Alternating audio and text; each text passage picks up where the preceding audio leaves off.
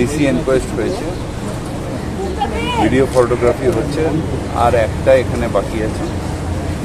যারা পুড়ে গেছে এবং যে ছেলেটি লাভ দিয়ে পড়ে গেছিল তারটা মেডিকেল কলেজে আর ইয়েটা এখানে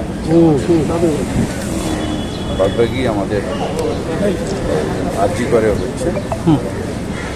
সব জায়গায় আমরা ফ্যামিলির সাথে ওসি থ্রু দিয়ে আমাদের কানেকশন আছে, যেরকমভাবে বলবেন সেভাবে আমরা পাঠিয়ে দেওয়ার ব্যবস্থা করব, কম্পেনসেশনের ব্যবস্থা করব। আর তাদের যাতে বাড়ির লোকের কোনো অসুবিধা, সেটা তো ফেরত দেওয়া যাবে না, কিন্তু বাড়ির লোকের যাতে অসুবিধা না হয় সেই ব্যবস্থাটা আমরা মুখ্যমন্ত্রী ওখান থেকে নির্দেশ দিয়েছেন, আমরা এটা করেছি। মোট কতজনের মৃত্যুর খবর এখনো পর্যন্ত আপনার 15 জন হয়েছে। আচ্ছা, এক্ষেত্রে যে বিষয়টা, এখানে তো মাত্র দুজন আইডেন্টিফাই, মোট 5 জন আছে, দুজনকে আইডেন্টিফাই করার মতো জায়গা না, সবারই আইডেন্টিফাই হয়েছে, ওরা আসছে, ওসি এটাকে লিয়াজও করছে, আমরা হয়ে গেছে, নাহলে তো এই সবার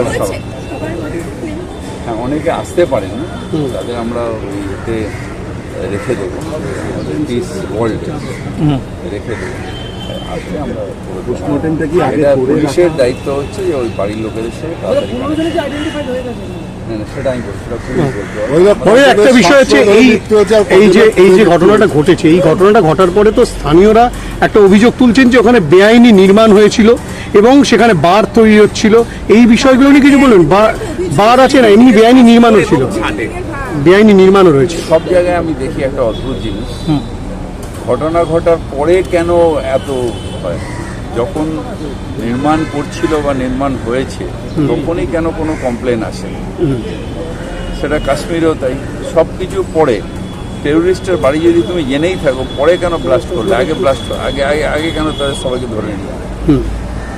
আমাদের যদি কমপ্লেন আগে আসছে বেআইনি নিশ্চিতভাবে ধরা যেত, কিন্তু এটা নিয়ে একটা উচ্চ পর্যায়ে আমাদের কমিশনার, পুলিশ এবং দমকলকে দিয়ে আমরা একটা এনকোয়ারি করছি।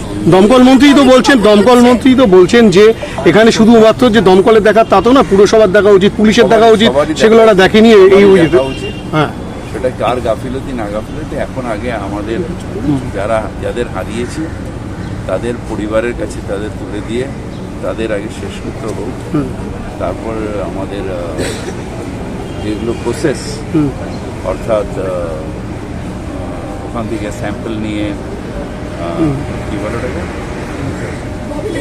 ময়নাতদন্ত, একটা কথার পর একটা কথা বলি, না পোস্টমর্টম এখানে ফরেন্সিক হোক বা অন্যান্য যা ফর্মালিটিস হোক, তারপর নিশ্চিতভাবে যারা দায়ী তাদের এগেনস্টে প্রসিডিং হবে। রাজ্যের কেউ আছে এই 15 জনের মধ্যে? আমরা একটা কমিটি করেছি পৌরসভার কমিশনারের নেতৃত্বে, তার মধ্যে দমকল থাকবে, পুলিশ থাকবে, আর আমাদের পৌরসভা থাকবে। যে পৌরসভার নিয়ম কী হয়েছে, চশমাটা ভেঙে যাবে, দমকলের কী হয়েছে না আসলে, শুধু ওইটা না, আমরা সব জায়গায় এবার থেকে দেখব। এই রাজ্যের কেউ কি আছে? রাজ্যের কেউ আছে? আমার কাছে লিস্টটা নেই ভাই। আচ্ছা, এমনি কিছু জানতে পেরেছেন? ভোরবেলা উঠে এখানে। আচ্ছা, আমাদের একটা প্রশ্ন, সরকারি বা বেসরকারি হাসপাতালে অসুস্থ অবস্থায় কেউ আছে কি এখনো, মানে চিকিৎসা চলছে এরকম?